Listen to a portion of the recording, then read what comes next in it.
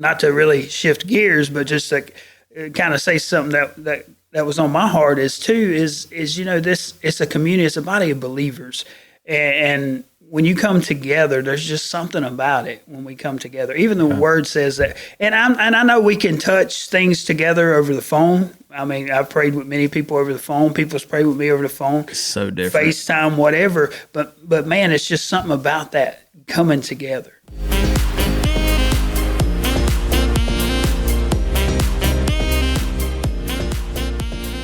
All right, welcome to episode 4 of Kingdom Connections. I am Tyler Bowles, and I'm joined by Mr. Alan Williams. Alan, how are you, sir? I'm doing great. How's everybody? Good to hear. And I hope all of you out there are just doing fantastic. The topic of conversation today, it could be controversial in nature, but we will try to make it as seamless and as universal as possible. I think that's a good way to put it, right? All right, so what was the topic? I know you had actually been you were the one that brought it up to me. So you get to have the wonderful privilege to tell the people here today. What are we wanting to talk about today? Okay, I've had this question asked a lot. You know, we live in a time where at the click of a mouse, you can about get anything you want, right? So I get this question of, okay, I can get preaching, I can get praise and worship music, I can get everything that I need from the comfort of my sofa. So why or what benefit is it to me to go to a church, to a physical location? Yeah. So that's kind of what I was kind of wanting to talk a little bit about that today. Yeah, that's good. And I've heard that quite a lot. Right. Is that proper English? Quite a lot. Anyway. It's all right. Gooder and gooder. Remember, gooder and gooder. Right. We're gonna get gooder at it. Well, hopefully they ain't keeping up with that because I know that I mean, it's no surprise we country's cornbread, so it's fine. But sounds good. And I've heard the same thing, and I've even heard, and it's honestly, genuinely, I could understand the argument, especially post-COVID. Hopefully that mess never rears its ugly head again. We rebuke it in the name of Jesus. Yes. But especially post-COVID, it is kind of it's started a movement of, for lack of better terms, I think social anxiety, because we had for almost 2 years. Right. Where, you know, you had stuff shut down and there was minimal conversation because you're scared of this thing spreading and you're wearing a mask on your face. And I'm not trying to get into the politics of that, right. But you got mask on your face and nobody can see you. Nobody can really see your facial expressions. You're very walled off, right? Right. So then you got the polar opposite where now the argument is, you know, I don't want to have to go to church and be face to face with people because I'm socially anxious and I don't do well in crowds and I don't like having to face people that I see, especially if it's a local church. Right. I don't like having to face people that I see on a regular basis because I might slip up. Right. And I don't want to slip up and then be the talk of the town. Yeah. And I've heard that. And honestly, like I understand, and I can understand that being a genuine concern. Right. But what I always tell them, and I'm sure you'll agree with me, is I think the reward far outweighs the risk. Right. Yeah, absolutely. Absolutely. Well, you know, it just, we are relational beings, all humans. You know, we love to have some connection, and I think, man, more than anything, we need that, especially now. And COVID was just a blow to that. It really was a blow to that. Mm-hmm. I don't know about you, but I got a little stir crazy. You know, the first little bit, you know, it was okay. It was, you know, I had a little time off, hey. But, you know, after a while, it's like, man, I gotta talk to somebody. I gotta see somebody face to face. Yeah. So, you know, just naturally, we're social beings, and I think that whether it's a small group, some people operate better in a small group, some larger group, introvert, that kind of stuff. But either way, we need people in our lives, and I think that so that's just baseline. That's all across the board: church, work, home, wherever. That's all across the board. But there's just something about coming to a body, mm-hmm. to me. It's just an extension, if you will, of my family. And I've been through some things, honestly, brother, that it would have been a lot harder not having the circle around me that I had. Yeah. So that's kind of where I stand on that. Yeah. And I remember this was like in the height of COVID. We had, so for those of you who may be tuning in and you've never, heard of us or our ministry or anything of that, and maybe you haven't been in the building, we'd gotten a new sound system put in. It was like right around the time COVID happened. Like if I remember correctly, and I could be wrong, but if my memory serves me correctly, we were in the process of having this new system put in. Like we had gotten the approval with the board for the finances, and we had gotten in touch with the right people to begin the almost kind of like the brainstorming and research of like what this sanctuary would need. And we really got the ball rolling on it. Right. Then COVID happened. Yeah. So, we got this new system, and now there's nobody in the building to even hear it. Right. And I remember we were doing online church. That was the big thing that blew up on Facebook was during the time of COVID was the online church thing. And thankfully, though, we had the new system. And so we were able to patch our board and everything straight in through Facebook. And the sound was a lot better than like somebody putting up their phone, which there's nothing wrong with that. But it did sound better. And I don't even remember how many weeks we had to do it this way. It was a long time, though. And I remember it was me, the pastor, a few other people. I can't remember if you were there or not. I know he had some board members there. I think a couple, maybe a time or two. Just so we could have some people in the building. Yeah. Because I know like trying to lead worship to a camera, weird. Right. And I even preached this sermon. Yeah. Preaching to a camera, weird. Yeah. And I'll never forget this. It was one Sunday morning, and it was around the time that things had started opening back up, but it wasn't declared in North Carolina that everything could start opening up yet. Right. And we had a lady come in. To this day, I haven't seen her since then. Yeah. She come in. We had a sign on the door, and the pastor. I remember the pastor talking about it, even in one of his sermons. It was like one of the most heartbreaking things that he had to do was put a sign on the door that said, due to the circumstances involving COVID, the church is closed. Right. And it was the most heartbreaking thing he had to do. Absolutely. So somebody had drove in the neighborhood. This was on a Sunday morning, and they heard the music in here, pulled in the parking lot, and come up to the door. And I can't remember if it was locked or not, but Pastor had saw her, and she goes, I heard the music, and I just wanted to come sit in church. Yeah. And it's like, and hopefully the pastor don't kill me for telling this story, but it's better to ask for forgiveness than ask for permission, right? Anyway, he was like, you know what? Technically we're closed, but come on in. Right. And she sat on the back row and had herself a time. Yeah. And it blessed me, not just seeing how she was blessed, but it blessed me having social interaction with somebody else. Absolutely. And to this day, I haven't seen her since then. Yeah. But in that moment, it was like, I don't know. It's not, like the glory of God could have just come down. Like it was just this blissful moment because we hadn't seen people in weeks, other than like 3 or 4 people that we usually see, and even then, it was people sitting on like different sides of the sanctuary. Right. They weren't even sitting as close as me and you were sitting right now. So it's like we were having conversations, but we were having to shout at each other from across the church, and it just wasn't the same feel. And that kind of birthed that movement. And to me, seeing that side of it, I wouldn't want anything more than to be in church with somebody because I miss that. Right. I missed it. It's kind of one of those things you don't realize the importance of it till it's not there. Absolutely. Absolutely. And just COVID, that was just a horrible time to go through. Absolutely. And I thank God for the body that we had. We stayed connected as much as possible, but it still wasn't the same as coming together. And I actually remember a time when we actually could come out, but we had to have it outside. At one point, we had it in cars, I think. And, that was rough, too. Instead of saying, "Hey, man, blow the horn," it sounds silly, but yeah. I remember we did that. We did. I forgot about that. Absolutely, we did that. We did that. And not to count that, you start talking about that. A lot of people teaching that shouldn't have been teaching. Well, children and stuff. No, I'm just picking. We all got through it, thank God. But it did affect us, like it or not. It affected us greatly, and which a lot of people, it stemmed off of working from home. They decided that's something they can do. Me personally, I'm just speaking from for me.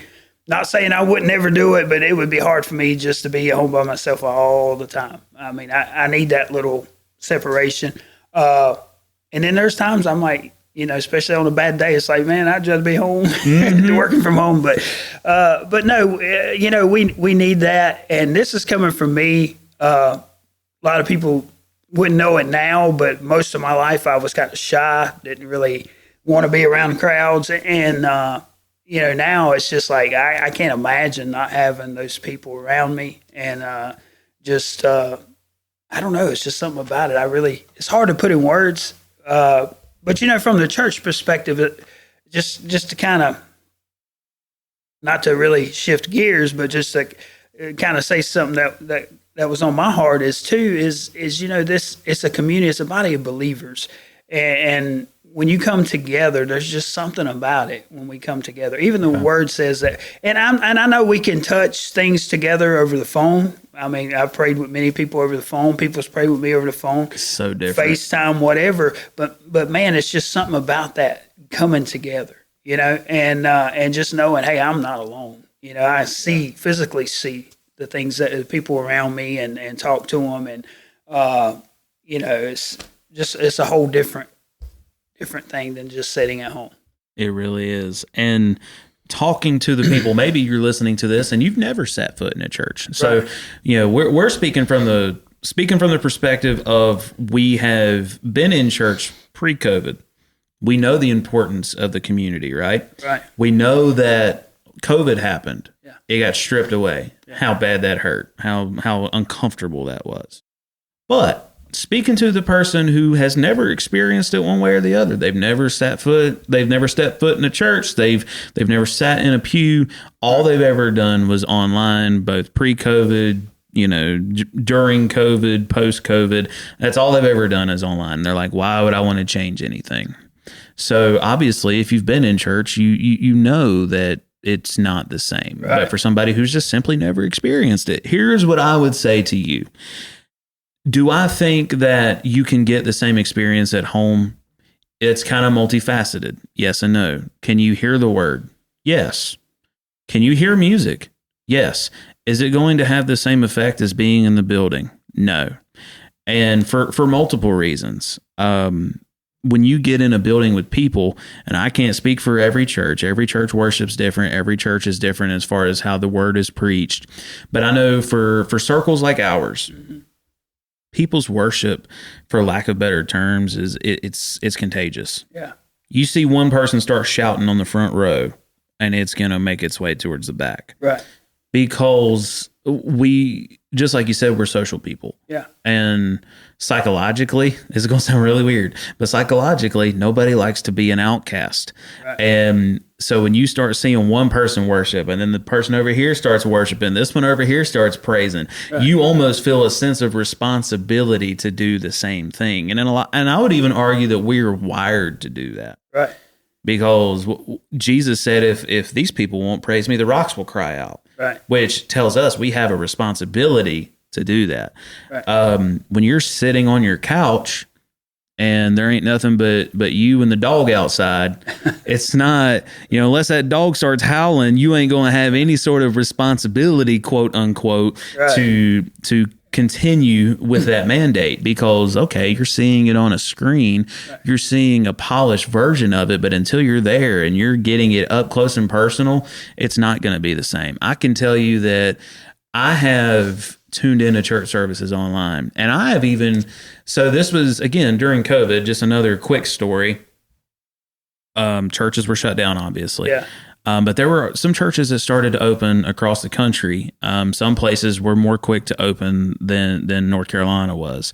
I'd gotten to the point I was so desperate to be in church because, and this is a whole other topic, but like when you're in leadership and all you do is pour out, sometimes you want to be poured into.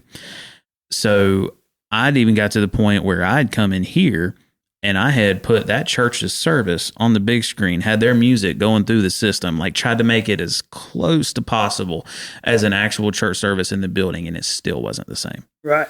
And I'm somebody who loves to worship. That's what I do. Like, yeah, that's my forte. That's my department. Absolutely. I love it.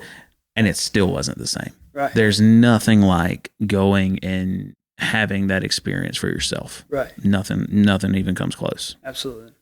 Well, I can speak from my experiences in the past. Let's say, to look at it through a different lens here, let's say you were in the hospital, couldn't get out, you were sick, you were in the hospital, friends and family call, check on you, and that means a lot. But doesn't it do something to you when somebody actually walks in the room? Yeah. It's amazing. It's not to belittle what the others did, but there's just something about the presence of somebody else being there that just it's a whole different feeling. I mean, it just encourages you, and it just, I don't know, it just opens up so many other doors, I think, and you have better conversations. I don't know, but I most of my work life and home life is phone, just like most Americans anymore. But I love to just actually sit down and have a conversation. So often we don't get to do that this day and time. And just being part of a body, you experience the praise and worship. You experience the power and the move of God. You experience, the word of God. But you can look over and see that neighbor, that's just bawling. Or you can see that neighbor that's just rejoicing, like you said, or laughing, or showing you pictures of their kids or whatever it is. But, there's something about that community, about being in a body, a physical body, that you just can't get from somebody. Especially, it's one thing if we're watching like our church services online, knowing that, hey, we're going to return to the body, whatever. Yeah. But so many, and I'm not, again, if that's what you have to do, I know some people can't get out. Then I'm not bashing that. We're not bashing anything, really. I'm just telling you, hey, there's benefits to being in the house if you can get in the house. Yep, you're absolutely right. And I want to expand on the topic of community a little bit. But before we do that, let's go take a quick break. We'll see you here in about 60 seconds. Stay tuned. Hey there. Did you know you could give the House of Hope Worship Center via text message? Give me 1 second. Let me tell you how. All you have to do is text the number 844-311-2754, repeating 844-311-2754. Text the word GIVE and set up your account. Once the account has been set up, you can do a one-time donation, you can set up a recurring monthly donation, or you can give to a ministry of your choice. All you have to do is specify by texting the word OPTIONS. After the account has been set up, the hassle's already done. At this point moving forward, all you have to do is text the word GIVE with the amount that you wish to give, and the rest of it's done for you.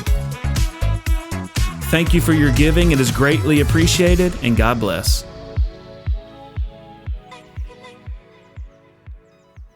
All right, welcome back. All right, so we were talking about the, why go to church in person when you've got it online. And before we went on our brief little intermission here, we got to talking about community, and I think that's such an important part of it. Because again, the argument I heard was, well, I don't want to have to face people that are in my community just in case something happens and I mess up.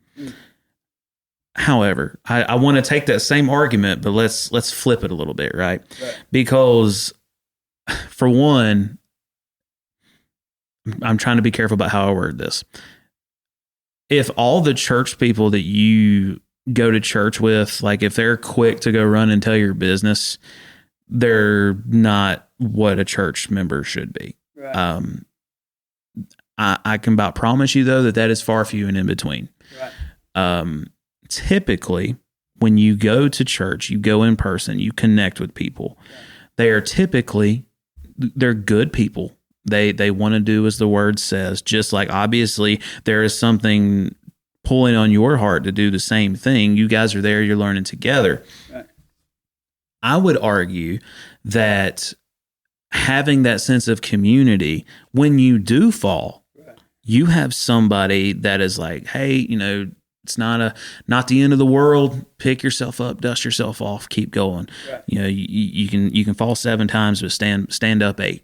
Right. And I think when you're sitting at home and you slip and you fall and you're not doing as you should, there's nobody there to keep you accountable. There's nobody there that is there to call you and go, hey, I didn't see you at church today. Is everything okay? Right. You know what I'm saying? Like there's that side of community also that I think is very important to have. Absolutely. And I think the question is this, like we talked about, I know there's certain situations where people just physically can't get out. Or, there was times when, times of the year when we're on family vacation, I can't maybe be in the house, but, and so I'm thankful that we have the online or we have YouTube or whatever it is. And I listen to ministry about all the time. I mean, I listen to a lot of praise, but I listen to a lot of word and a lot of things like that. But, it's why, I guess you just got to ask yourself that question. Why is it? Is it because there's a physical reason, or is it because I've been church hurt? Mm-hmm. That phrase is used a lot, and I know that we could really unpack that, and it would go on and on and on. But I heard it said like this one time, just to address that issue.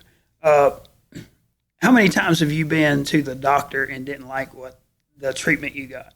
Yeah. How many times you been to a dentist, didn't like the treatment you got? Right? You didn't just say, well, I've been dentist hurt, I'll pull my own teeth. Right? No.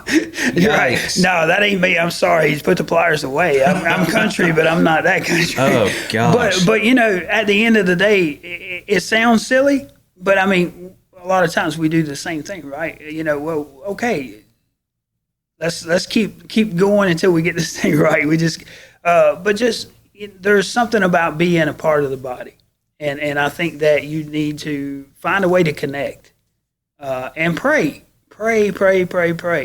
I get asked so many times by people, why do you, I passed several churches coming to church. But, I didn't just spin a wheel and point at a map necessarily. I prayed, and God showed me where I need to be. And so, as much as nothing wrong with the churches I passed, but that's not where I'm supposed to be. This is where I'm supposed to be. Yeah. I don't know how I got out that way, but on that side there. But, it's just something about being where you're supposed to be. Yeah. Yep. And I feel that way every time I come in. I'm like, it's kind of like you ever go back home after you moved out. It's just something about going back home. Now, don't get me wrong. I love my family. I love my home. But there's something when you go back home. Yeah. There's just something there. There's a connection. So. You were absolutely right. And, you had talked about going to the dentist, and I'm so glad that now we know that there's nobody pulling your teeth with pliers.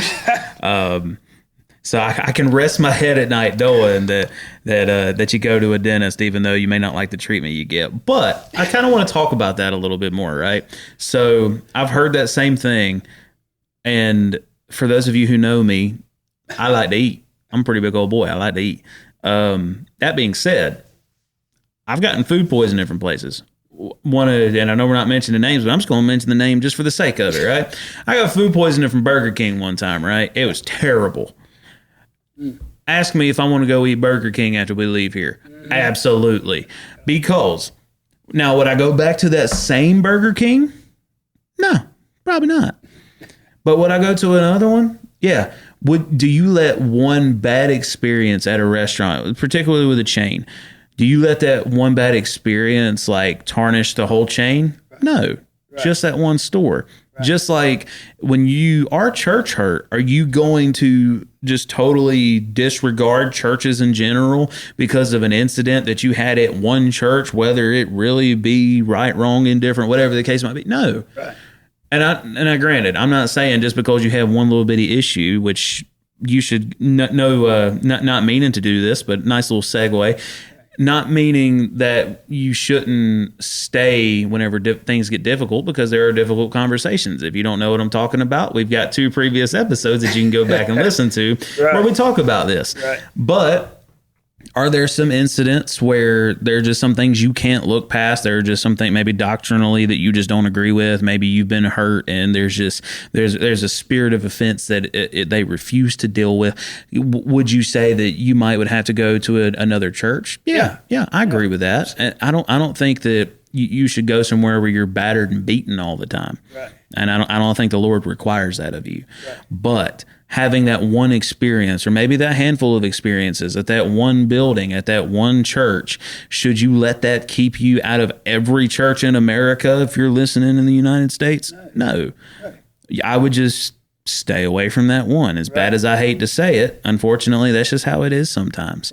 And you go somewhere until you can find somewhere where you can be rooted, and people who treat you like they should, and people who are biblical, and they stand on the gospel. And you have to go a few different places till you find that.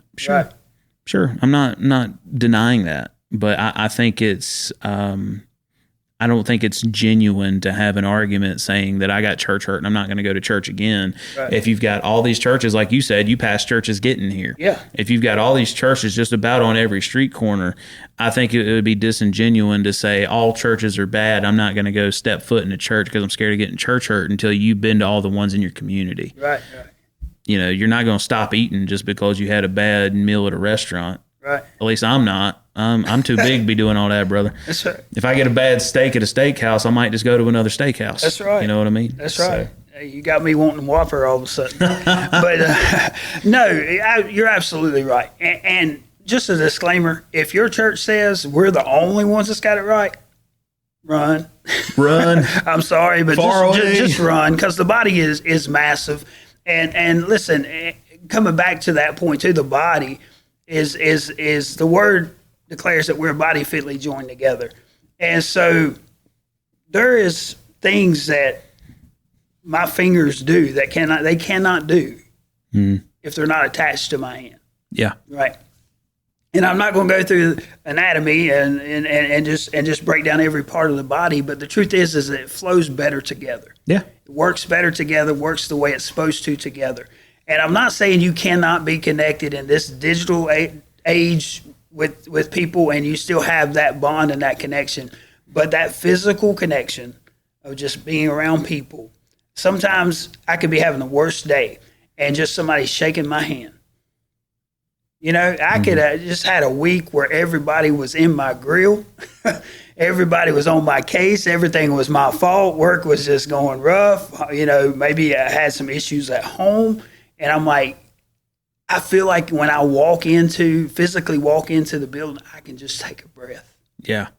It's like, and know that if I'm corrected here, it'll be in a loving way. And it'll be to improve me and to help me. So, but more than anything, I'm going to feel love.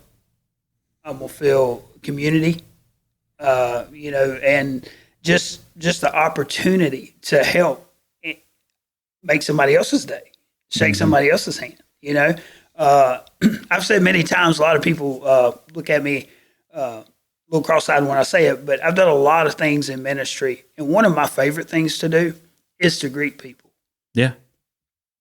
Right. Just to see them coming up the sidewalk, maybe with their head down a little bit. And then just to see their eyes light up when you open the door and you shake their hand. And so it's just stuff like that we take for granted so many times, but stuff like that makes it worth me getting out of my bed, even when this body don't feel like it, on a Sunday morning when everybody else, the world might be sleeping till noon. I get up and I purposely get to the house because I know that no matter how bad I feel on the way, when I get here, there's something that I have to experience here. So. And not to mention, I'm guilty of it. I'll be honest with you. I don't tell nobody about nothing. But every now and then you will find somebody at a church. I promise you, because every church I've been to, it's happened to me when I'm going through utter hell. And I ain't saying nothing to nobody. You give the normal response. Hey, brother. Hey, I'm doing good. How are you? There's always one in the crowd. I promise. They'll read right through it. And it's a combination of people that just know how to read people and people who are just in tune with God, and God's going, yeah, he's not really okay. And I've had them pull me to the side and go, brother, how you really doing? I hear what you're saying, but I also hear what you're saying. And they're not connecting. I can see it on your face. Obviously there's something going on here. And you're not going to get that from online church. You're just not. Could you do without it? Possibly. Would I want to? No. No. Because I want people that challenge me. I want people in a good way, mind you. I want people that challenge me to do better. I want people that are in my corner that are trying to check me and make sure that I'm where I need to be. Right. I want people that whenever they feel like something's wrong, they pick up the phone and call me because I didn't act right in church the other day. You know what I mean? Yeah. Or if I just don't show up one day. Right. Facebook and YouTube, it'll show the viewership counter. It might even show who tunes in if you're an administrator. Right. But it's a little different because whether you tune in for 10 seconds or the whole entire church service, it's still going to show that viewer up there. Right. And it's not going to be the same. Even if you've got church admin watching the online feed and, say you tune in for 10 seconds and you're just like, you know what, I'm not feeling it today. And then you tune off. They're still going to show that you watched it. So they're not going to know that you just watched it for 10 seconds and then didn't watch it again. But if you go to a physical building and you're just like, this is too much, I can't handle this, life has just got its grips on me. And then you get up and leave the building, because I've seen it happen. And whether it be the conviction of God, falling on you, or, maybe sometimes you just need to go outside and have a crying fit. I've seen both. Right.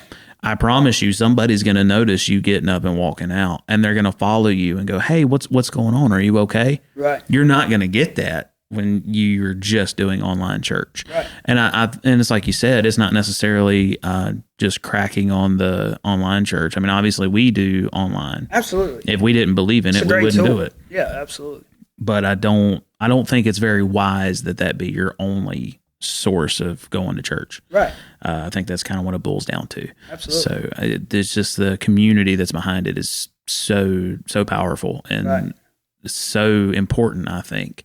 Yeah. And you might have e-church, like a lot of churches do e-church online, to where everybody, they almost have like a group chat where they're talking back and forth, and that's awesome. Yeah. But it's like you said, it's one thing to talk on a cell phone, which I hate doing, by the way. I hate talking on the phone. Like, I would, and maybe this is just my generation, this is going to seem real backwards, I would rather text than talk on the phone. Yeah. But more than both of those, I would rather talk to you in person. Right. That's just me. But it's not the same. Yeah. It's not the same as talking in person, because I can see your facial expressions. Right. We can laugh about it, and it's different. Right. It's totally different. Absolutely. Absolutely. And I gained so much from being in the house, right?